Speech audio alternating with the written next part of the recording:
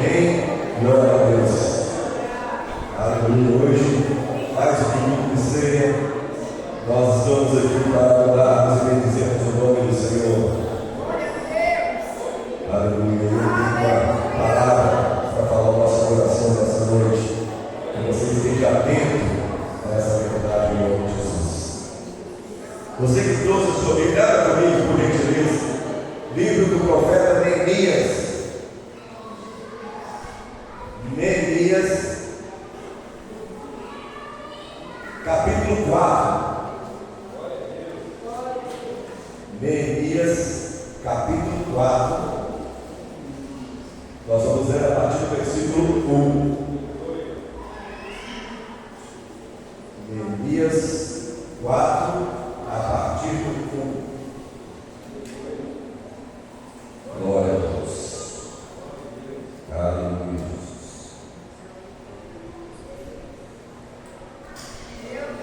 Glória a Deus. Bem, todavia, sucedeu que quando Sanbalate ouviu que nós edificávamos a muralha, ele ficou enfurecido e teve grande indignação e zombou dos judeus. E ele falou diante dos seus irmãos e do exército de Samaria e disse: o que fazem esses fracos judeus? Fortificar-se-ão, sacrificarão, acabarão eles em um dia, reavivarão as pedras dos montes de entulho que estão queimadas. Ora, Tobias, o amorita, estava junto a ele e disse: mesmo que eles edifiquem, se uma raposa subir, ela porá abaixo a sua muralha de pedra. Ouve, ó nosso Deus, porque somos desprezados, e torna o opróbrio sobre as suas próprias cabeças, e entrega-os por presa na terra do cativeiro. E não cubras a sua iniquidade, e que o seu pecado não seja apagado diante de ti, porque eles têm provocado a ira diante dos edificadores. Assim, nós edificamos a muralha, e toda a muralha se completou até a metade, porque o povo tinha mente para o trabalho. Porém, sucedeu que quando Sanbalate, Tobias e os árabes e os amonitas e os asdoditas ouviram que as muralhas de Jerusalém estavam erigidas e que as fendas começaram a ser fechadas, eles então ficaram muito enfurecidos, e todos juntos conspiraram para vir e lutar contra Jerusalém e impedi-los. Todavia, nós fizemos a nossa oração ao nosso Deus e posicionamos uma guarda contra eles dia e noite por sua causa. E Judá disse: já desfaleceram as forças dos acarretadores, e há muito entulho, de modo que não somos capazes de edificar a muralha. E os nossos adversários disseram: eles não saberão nem verão, até que entremos no seu meio e os matemos e façamos cessar a obra.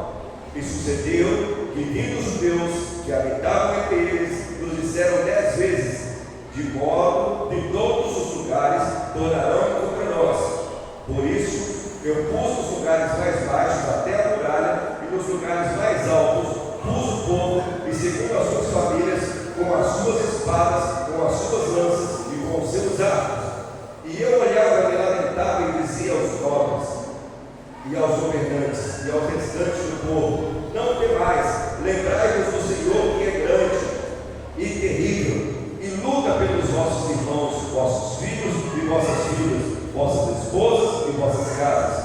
E sucedeu que quando os nossos inimigos ouviram que isso era sabido por nós, e que Deus havia transformado o conselho deles em nada, todos nós tornamos as muralhas, cada um para o seu trabalho. E sucedeu que daquele tempo em diante, metade dos meus servos trabalhava na obra, e a outra metade deles tinha as lanças e os escudos e os arcos e as couraças, e os governantes estavam por detrás de toda a casa de Judá, aqueles que edificavam sobre a muralha e aqueles que levavam as cargas com que a carregavam, cada um com uma das suas mãos trabalhava na obra e com a outra mão segurava a arma. Pai, em nome de Jesus, que o Senhor venha falar conosco nessa noite. Nós estamos aqui, Pai, viemos nesse lugar porque nós sabemos que o Senhor está aqui. e que o Senhor, ó Deus, tenha algo especial a falar aos nossos corações nessa noite. Abra a nossa mente, o nosso entendimento, Pai, e faça-nos compreender o teu propósito em nome de Jesus. Amém e amém. Pode sentar, por favor. Aleluia. Nós temos textos, esse trecho do texto é bastante longo, mas precisava para a gente entender o contexto. Na realidade, o contexto do que nós temos aqui começa quando a cidade de Jerusalém ela foi atacada e os muros de Jerusalém foram quebrados, foram destruídos e eles foram queimados. E quando Neemias ficou sabendo o que tinha acontecido em Jerusalém, ele ficou triste, entristeceu seu coração, porque os seus familiares, a sua família estava ainda em Jerusalém e ele era nativo daquele lugar. E Neemias trabalhava para um rei em outro reino, e aquele rei, percebendo a tristeza dos olhos, do rosto de Neemias, perguntou para ele o que estava acontecendo. Neemias lhe contou, e o rei autorizou que Neemias fosse até Jerusalém para reconstruir os muros da cidade. Aqui começa algo que nós temos que nos atentar, que nós temos que prestar atenção. Neemias não estava mais na cidade, Neemias não morava mais em Jerusalém, mas mesmo não morando lá, mesmo não estando mais na cidade, Neemias tinha um amor, um apreço pela cidade de Jerusalém, porque é o lugar onde ele tinha nascido. Isso nos faz pensar no seguinte: nós, um dia, estávamos perdidos nesse mundo. Nós estávamos por aí sem saber o que é que nós íamos fazer, onde é que nós iríamos andar, o que é que seria da nossa vida. E de repente nós fomos alcançados pelo amor de Cristo, fomos alcançados pela misericórdia do Senhor, e por causa dessa misericórdia nós passamos a ser cidadãos do céu. Acho que você não entendeu. Você e eu estávamos por aí sem saber o que fazer, mas um dia Jesus, através da sua misericórdia, entrou na nossa vida, e Ele nos limpou, Ele nos purificou, Ele tirou de nós tudo que afastava dele, tudo aquilo que nos poluía, tudo aquilo que nos deixava impuros. E então, a partir desse momento, nós deixamos de andar vagantes por aí e nos tornamos cidadãos do céu.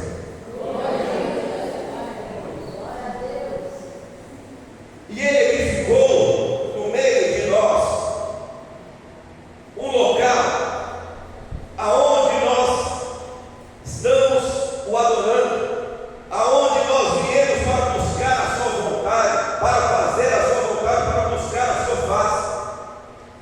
E esse local é esse local onde nós estamos aqui. Deus preparou esse local para mim e para você. Deus edificou esse local para que nós estivéssemos aqui. Hoje pela manhã nós ouvimos a mensagem dizendo que eu e você somos a igreja, e somos mesmo. Nós somos a igreja, mas nós precisamos nos reunir como igreja para termos comunhão uns com os outros. E esse lugar é o lugar que Deus determinou para que isso acontecesse. E nós estamos reunidos aqui.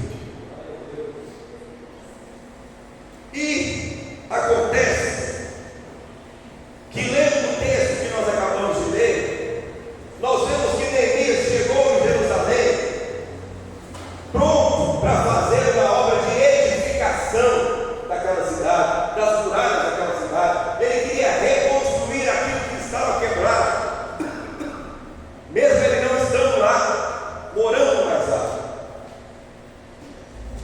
E existia na cidade pessoas que habitavam lá, que moravam lá e que não estavam nem aí para a situação que estava acontecendo em Jerusalém.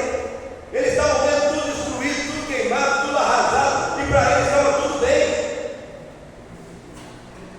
E nós paramos para pensar e trazendo isso para a nossa vida.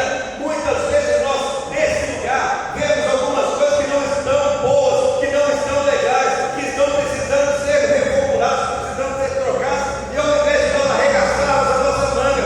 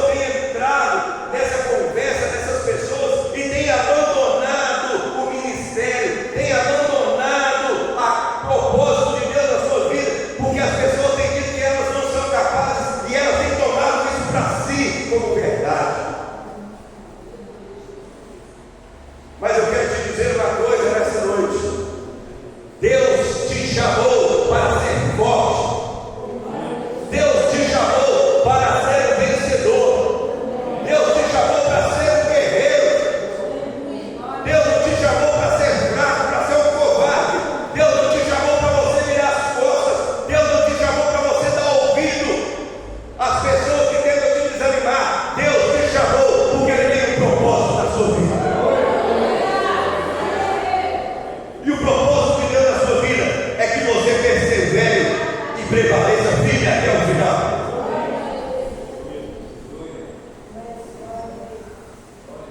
Aqueles homens, juntamente com Neemias, estavam ali edificando aqueles muros.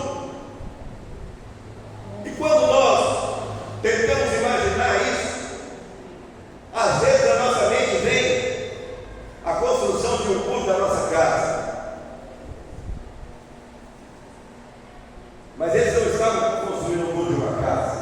Eles não estavam reconstruindo apenas o muro de gredal que tampava a sua casa. Eles estavam reconstruindo uma muralha que circuncidava uma cidade, que era edificada, e era uma muralha firme e fortificada. Não era qualquer murinho, não era qualquer muralha. Então era um serviço pesado, era um serviço difícil. E muitas vezes nós somos desanimados por causa de coisas pequenas, coisas que são fáceis de lidar. E aqueles homens, diante de um problema daquele tamanho, de uma situação adversa daquele tamanho, mesmo sendo desmotivados por aqueles que estavam na cidade e não queriam trabalhar, eles continuavam trabalhando, porque eles tinham uma missão e sabiam que aquela missão teria que ser cumprida por eles. Qual é a missão que Deus tem colocado na sua vida? Qual é a missão que Deus tem colocado no seu coração? Qual é o ministério que Deus colocou na sua mão para você mudar? Ah, pastor, minha missão é vir aqui na igreja todo domingo e sentar aqui no banco e cantar, agradecer a Deus e orar, e depois eu volto para minha casa. E alguns, pior ainda, a minha missão é vir aqui de 30 em 30 dias, no dia da Santa Ceia, eu venho aqui, participo da ceia, e depois daqui 30 dias eu volto de novo. E tem uns piores ainda. A minha missão é vir aqui uma vez por ano, no culto da virada. Eu venho aqui e peço a Deus para abençoar o meu ano inteiro, e no outro dia 31 de dezembro eu estou aqui de volta. Tem gente assim ou não tem? Essas pessoas estão cumprindo o propósito que Deus tem para elas? Eu acredito que não.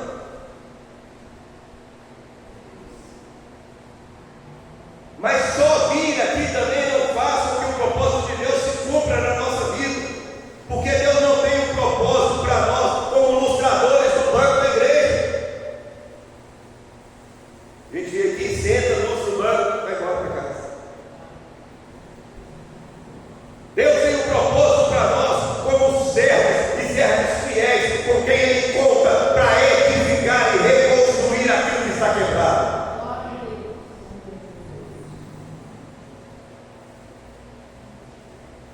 Às vezes a gente vê as coisas acontecerem, às vezes a gente vê as coisas não acontecendo e querendo que elas aconteçam, mas ao invés de a gente tentar lutar, arregaçar as mangas e correr atrás para melhorar, a gente cruza os braços e fica esperando que o outro faça. Se você na sua casa tiver com fogo e você não levantar e ir lá na cozinha e fazer algo para você comer, a sua fome vai ser matada. Se você tem 4 pessoas na sua casa, como estão lá em casa, se eu falar, não vou fazer não, porque eu vou deixar para o Zé fazer, aí ele vai falar, não vou fazer não, porque eu vou deixar para o Arthur, não vou deixar para o Giovana, não vou deixar para o teu pai. Todo mundo deixa para o outro, o outro deixa por um, e vai ficar os 4 com fome e morrendo de fome com a comida lá para fazer. É assim ou não? E por que é que na obra de Deus a gente vê as coisas por fazer e a gente fica apontando e deixando que o outro faça no nosso lugar? Porque o propósito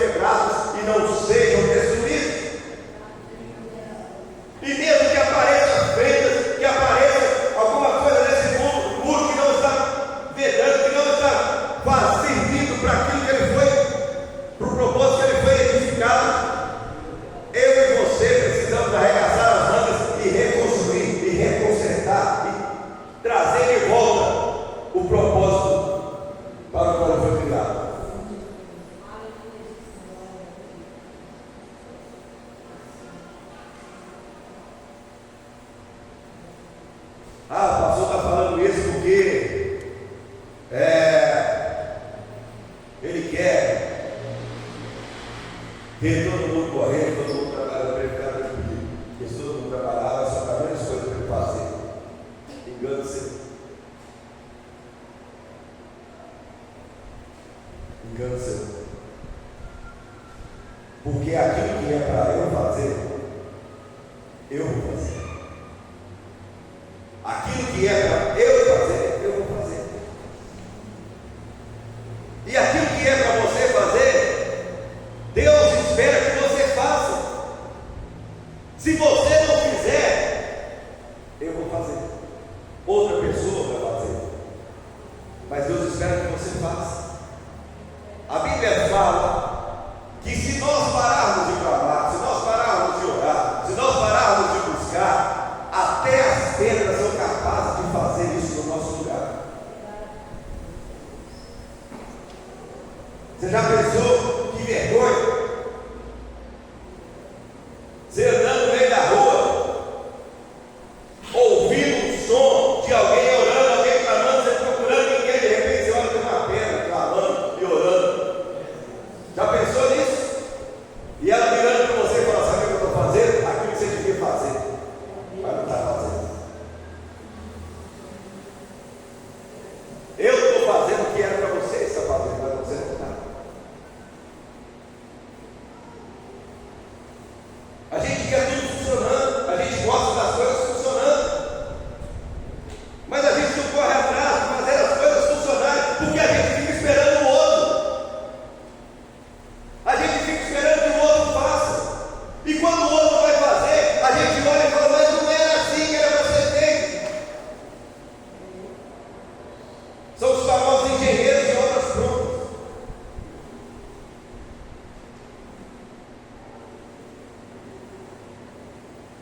Se você tem visão no Espírito Santo de Deus, de que você foi chamado para uma boa obra e você precisa trabalhar para que essa obra ande, você faz parte de uma engrenagem e não tem como o motor funcionar se uma engrenagem parar. Se você tem essa consciência, você precisa entender que não dá para ficar esperando o outro fazer. Não dá. E sempre tem aquele que se levanta dizendo que não, se eu pegar para fazer, o negócio anda. Mas se eu não for, se eu não pegar, você vai morrer na casa. Foi mais ou menos isso que São Balásio quis falar na pandemia, com o povo que estava lá trabalhando. Falar: não, esses judeus aí são fracos. Essa turma ali, eles vão começar a fazer, daqui a pouco eles vão desanimar, vão morrer, vão cansar e não vão fazer nada. Eles não dão conta de fazer isso não.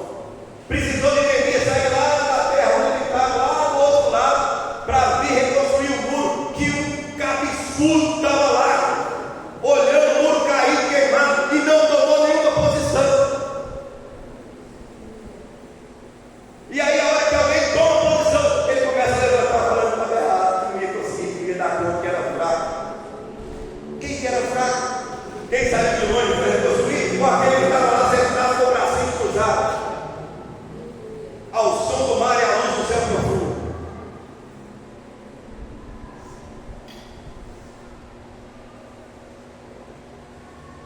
Aí, quando eles viram que aqueles homens que estavam construindo o muro, eles estavam se matando, mas eles estavam fazendo, eles estavam reconstruindo, aí eles começaram a se juntar para poder arquitetar meios de atrasar o serviço que estava sendo feito para aqueles homens.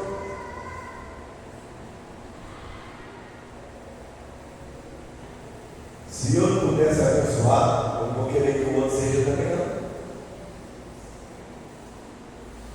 Se a bênção de Deus não for me alcançar, que não alcance ninguém.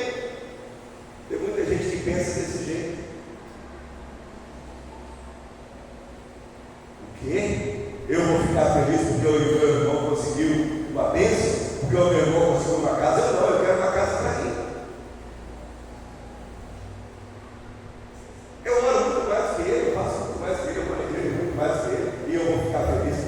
Deus vai fazer na vida dele? Nossa, meu irmão estava desempregado, arrumou um emprego, graças a Deus, Deus abriu uma porta para ele. Isso é a maneira que nós deveríamos pensar, mas quantas pessoas pensaram? Quem fica trabalhando ali, eu sou muito mais qualificado, sou muito mais preparado.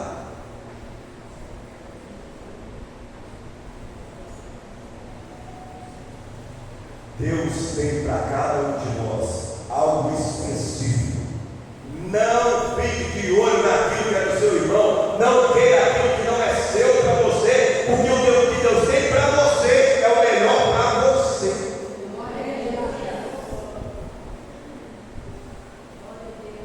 Mas arregaça a mão e vai trabalhar, e vai construir, e vai ficar. Para de reclamar, para de apontar o erro, para de querer mostrar o que o irmão deixou de fazer ou não está fazendo. Ajude ele a fazer. Se ele não estiver dando conta do que você sabe, vai lá e instrua, ajude para que seja feito. Sabe por quê? Porque a obra não é do seu irmão, não é do pastor, não é minha, a obra é de Deus. E todos nós fazemos parte dessa obra, e todos nós fazemos parte dessa engrenagem, e nós temos que aprender a fazer a nossa função para que essa engrenagem se movimente.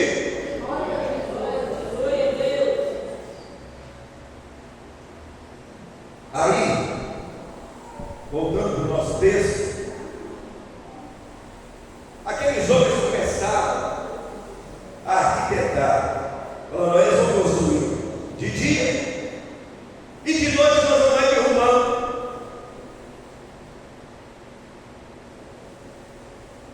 Tem gente assim ou não tem? Não, fulano está fazendo as coisas lá, mas vou armar um esquema aqui por casa, que a hora que ele assustar eu vou lá e ó, puxa assim. Esse lugar é meu, ele está aí só fazendo um lugar para mim. Só que quando Deus escolhe alguém para fazer algo, Ele não só escolhe essa pessoa, mas Ele capacita essa pessoa. Aqueles homens, eles eram homens que estavam ali trabalhando na reconstrução do muro, mas Deus estava moldando a vida deles, os capacitando, além de construtores, como guerreiros. Sabe o que isso me faz pensar? Eu não posso ter uma função só. Deus precisa de mim em várias frentes, e eu tenho que estar disposto para isso. Pastor, mas se cada um pegar e fazer, dá para cada um fazer a sua. Ah, sim, dá para cada um fazer a sua. Mas isso não exime você de ajudar o seu irmão e de colaborar para que o corpo de Cristo ande cada vez melhor.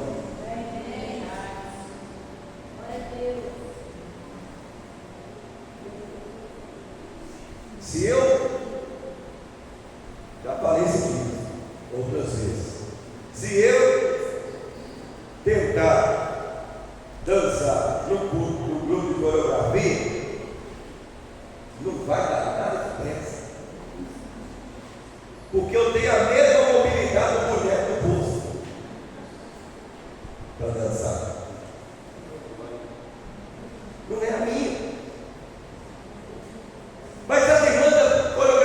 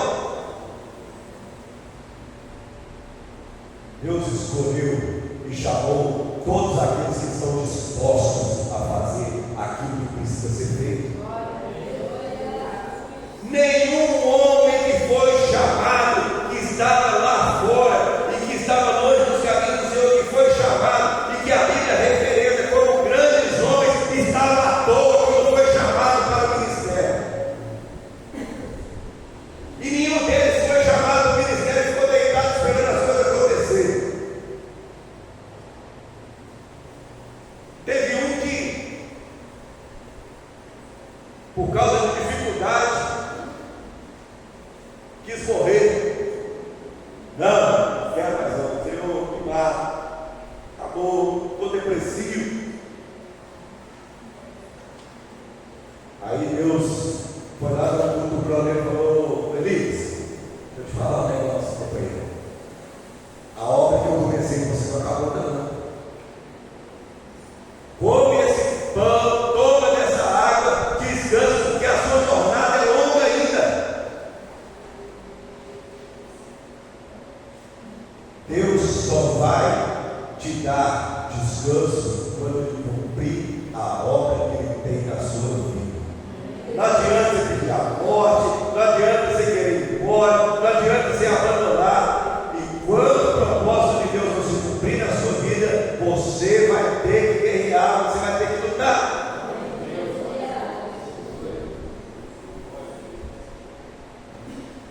Aí, quando aqueles homens que estavam construindo o muro perceberam que estava sendo feito, eles se reuniram e falaram: olha, o negócio está ficando mais sério do que a gente estava imaginando.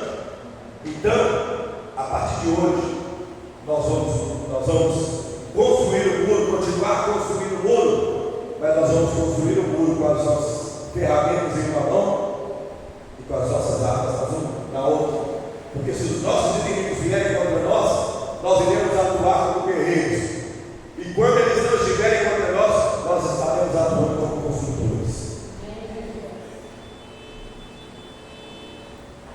Deus te chamou para uma boa obra.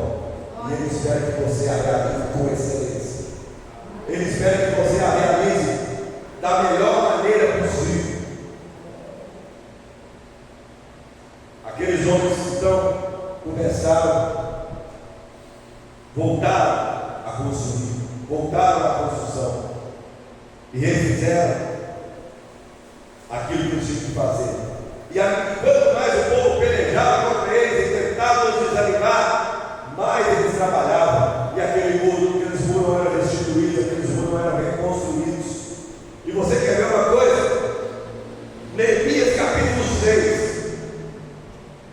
Passaram por todas essas dificuldades, passaram por todas essas situações. E olha só o que aconteceu. Neemias capítulo 6, versículo 1. Ora, sucedeu que quando Sanbalate e Tobias e Gésem o árabe e o restante dos nossos inimigos ouviram que eu havia edificado a muralha e que não havia fenda, embora naquele tempo eu não tivesse postos as portas dos portões, que Sanbalate e Gésem mandaram dizer: vem, reunamos-nos em algumas das aldeias da planície de Ono. No entanto, eles pensavam em me fazer mal. Olha só o que a Bíblia está dizendo: que os muros, as muralhas foram reconstruídas. Você não ouviu? As muralhas foram reconstruídas. Apesar de toda dificuldade, apesar de toda perseguição, apesar de todo problema, as muralhas foram edificadas novamente. Ainda faltaram colocar os portões e as portas, mas se você continuar lendo, você vai ver que foram colocados. Mas mesmo depois da obra feita, mesmo depois do propósito cumprido, aqueles homens que tentavam contra aqueles que estavam fazendo, tentaram ainda reunir com eles para os fazer mal.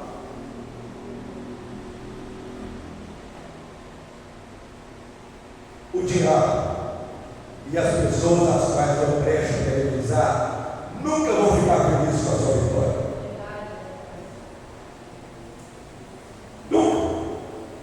Quando as coisas estiverem bem, quando você tiver feito aquilo que você precisa fazer e você acha: agora eu vou ficar tranquilo, pode abrir o olho, que vai ser a hora que todos vão começar.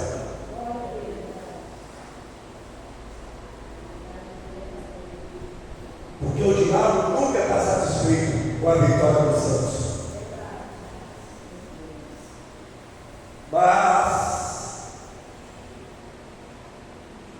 a Bíblia fala que aquele a quem Deus abençoa, abençoado está.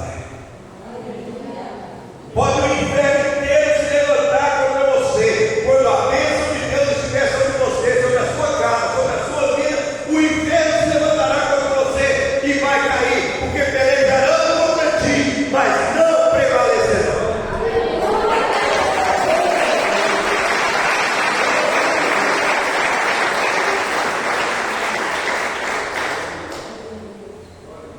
A graça de Deus tem nos alcançado.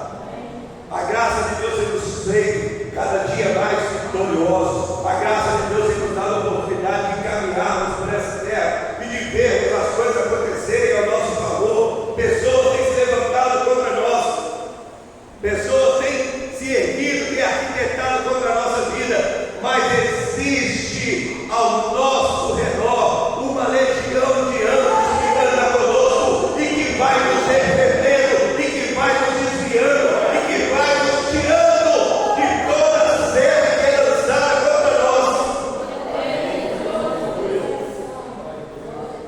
E isso é feito para que nós não paramos.